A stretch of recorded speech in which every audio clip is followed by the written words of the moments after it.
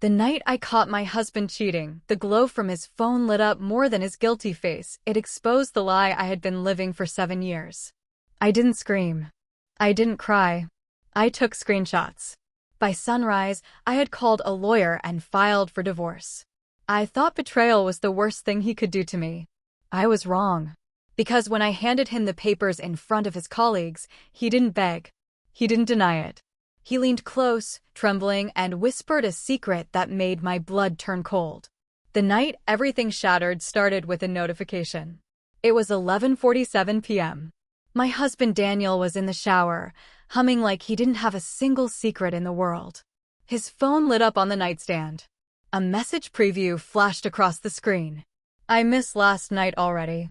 Your wife has no idea. Kiss mark. My heart didn't race. It stopped. For 7 years, I had trusted that man. I had defended him when my mother said he was too charming. I had supported his promotions at the firm, hosted dinners for his partners, smiled beside him at corporate galas. And now some woman was texting him about last night. The shower was still running. I picked up the phone. My hands were steady, terrifyingly steady. Daniel had changed his passcode 3 months ago, claiming company security updates. But he forgot one thing. He always used the same 6 digits for everything. Our wedding date. The screen unlocked. I didn't search. I didn't hesitate. I opened the message thread. Photos. Hotel receipts. Explicit messages. Plans for another business trip. It wasn't a drunken mistake. It was an affair. Calculated. Ongoing. Her name was Vanessa. His new executive assistant. I felt something hot rise in my chest, but it wasn't heartbreak. It was humiliation. I scrolled back months. While I was planning our anniversary dinner, he was booking hotel rooms. While I was sitting in the ER with him when he had stress migraines, he was texting her heart emojis. My vision blurred. But I didn't cry. I opened my own phone. And I took screenshots of everything. Every photo. Every confession. Every promise he made her. The shower turned off. I placed his phone exactly where it had been. By the time Daniel walked out wrapped in a towel, smiling lazily, I was sitting on the bed. Everything okay? He asked. I looked at him. Really looked at him. The man I had built my life around. Yes, I said calmly. Everything's clear now. He didn't understand. He would. At 8:30 a.m., I was sitting across from a divorce attorney named Marissa Cole. She was sharp. Controlled. The kind of woman who didn't lose cases. You have evidence? She asked. I slid my phone across the desk. She scrolled. Her eyebrows lifted. Oh, she said quietly. We'll be fine. By 10:15 a.m., I had signed the papers. By 11 a.m., I had requested a meeting with Daniel at his office. Not at home. At his office. If he wanted to humiliate me in private for months, I would return the favor in public. The firm's conference room was glass-walled. Transparent. Poetic. Daniel looked confused when he walked in and saw me sitting at the long polished table. 2 senior partners were there, reviewing quarterly reports. Claire? What are you doing here? He asked lightly. I stood. I walked toward him. And I placed the divorce papers on the table. The room went silent. I'm filing for divorce, I said clearly. His smile faltered. What? He laughed nervously.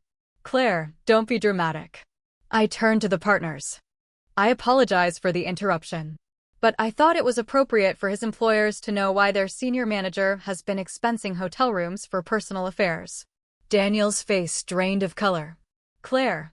I tapped my phone screen. Vanessa's messages glowed brightly. One of the partners cleared his throat. Is this real? Daniel's voice dropped to a hiss. You had no right to go through my phone. And you had no right to betray your wife, I replied evenly. Outside the glass walls, employees had slowed. Watching. Vanessa stood near the hallway, pale and frozen. I felt the humiliation leave my body and transfer, like electricity, into him. I supported your career, I continued. I defended you. And this is what you did. Daniel reached for my arm.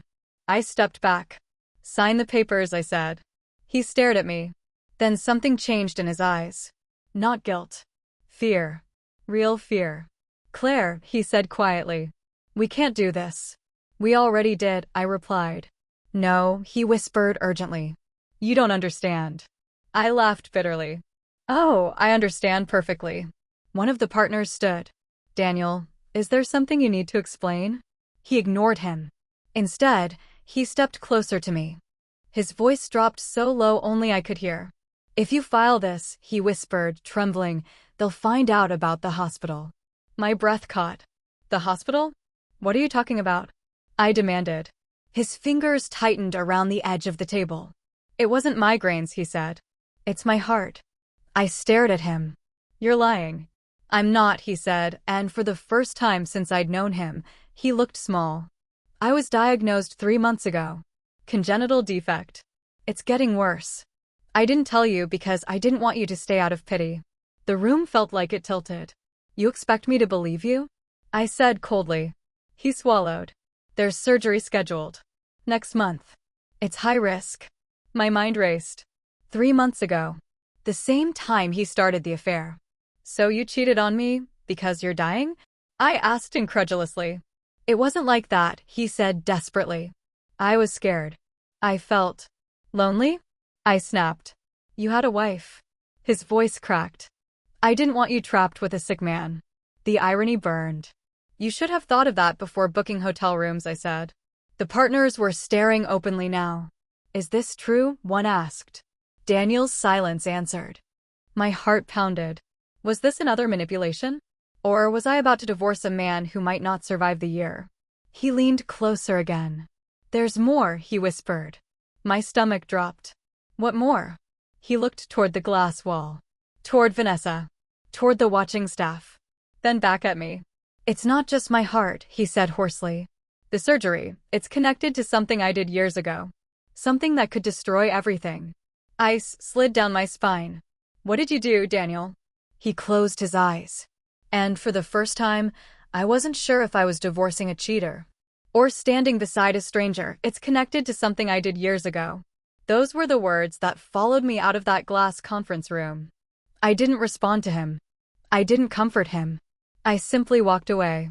But I didn't withdraw the divorce petition. Not yet. That night, Daniel didn't come home. Instead, I received a call at 2:13 a.m. Unknown number. Mrs. Whitmore, a woman's voice asked urgently. This is St. Vincent's Hospital. Your husband has been admitted to the ICU. The world went silent. What happened? I demanded. Cardiac episode. He collapsed. Collapsed. The same man who had stood arrogantly in front of his firm hours earlier was now fighting for his life. I drove there in pajamas and a coat thrown over my shoulders. The hospital corridors smelled like antiseptic and fear. In the ICU waiting area, I saw her. Vanessa. Red eyes. Smudged mascara. Clutching her phone like it was a lifeline. She stood when she saw me. I didn't know who else to call, she stammered. He asked for you. The audacity. You knew he was married, I said quietly. She flinched. He told me you were separating. Of course he did. A doctor approached. Mid-40s. Calm. Professional. I'm Dr. Harris. Your husband has a severe congenital heart defect. It has progressed rapidly. I just found out, I whispered. The doctor's expression shifted. Found out. He didn't tell me. Dr. Harris glanced at Vanessa. Then back at me. He's scheduled for an experimental corrective surgery. But there's a complication. The word hit like a hammer. What complication? There's a pending legal review regarding a previous procedure he authorized 8 years ago. A surgical equipment approval case. If it resurfaces publicly, it could jeopardize his eligibility for this operation. I froze. What does that mean? It means, a new voice said from behind me, your husband signed off on a defective medical device contract. I turned. Marissa. My lawyer. She stepped forward, heels echoing in the sterile hallway. I was reviewing financial disclosures for your divorce filing, she said calmly. And I found something interesting. 8 years ago, Daniel approved a budget cut at St. Vincent's when he was on their advisory board. My blood went cold. That device. Marissa continued, eyes sharp. It malfunctioned. 3 patients died. The hallway seemed to shrink. No, I breathed. Vanessa looked horrified. He said it was a paperwork error. It was more than that, Marissa said. There was a whistleblower. A junior administrator who tried to report it. My stomach twisted. What happened to them? I asked. Marissa hesitated. They were fired. A memory flashed in my mind. 8 years ago. My older sister, Emily, had been working at St. Vincent's. She had been devastated when she lost her job. She never told us why. 2 months later, she died in a car accident. My knees weakened. You're saying, I couldn't finish. Marissa's voice softened. Claire, your sister was the whistleblower. The world shattered. Vanessa gasped. No, I whispered. That's not possible. But it was. The timing. The silence. The shame Emily carried before she died. Daniel hadn't just betrayed me. He had destroyed my family. The ICU doors opened suddenly. Dr. Harris stepped out. He's conscious. He's asking for his wife. Wife. The word burned. I walked in alone. Daniel looked pale. Smaller. Tubes and wires wrapped around him like consequences finally catching up. He tried to sit up when he saw me. Claire, he rasped. I stood at the foot of the bed. I know, I said. His eyes filled with fear. About the device, I continued. About Emily. His face crumbled. I didn't know it would kill anyone, he whispered. It was pressure from the board. We needed funding. I thought it was safe. You fired her, I said, my voice shaking. She was trying to save lives. They told me she was exaggerating, he cried. I signed the termination papers. I didn't connect it until after the accident. I felt rage, grief, and something darker rise inside me. You let me mourn my sister, I said. You stood beside me at her funeral. Tears streamed down his face. I was ashamed, he whispered. Every day. And the affair? I demanded. He closed his eyes. Self-destruction. I knew this would surface eventually. The hospital reopened the internal review. If the lawsuit goes public, I'll lose everything. You should, I said coldly. Silence filled the room except for the steady beep of his monitor. I deserve it, he said quietly. But you don't. If you finalize the divorce now, they'll subpoena you. Drag your name through it. I wanted to protect you. Protect me. The irony was almost laughable. You don't get to decide what protects me anymore, I said. I stepped closer. You're going to confess, I continued. Publicly. You're going to reopen the case. You're going to clear my sister's name. His breathing hitched. If I do, I lose my career. My license. Everything. You already lost me. The words landed between us like a verdict. Days later, the press conference aired live. Daniel stood at a podium outside St. Vincent's. Pale. Weak. But upright.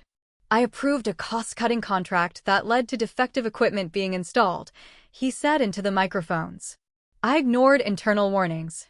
I terminated an employee who tried to stop it. He paused. Her name was Emily Carter. She was right.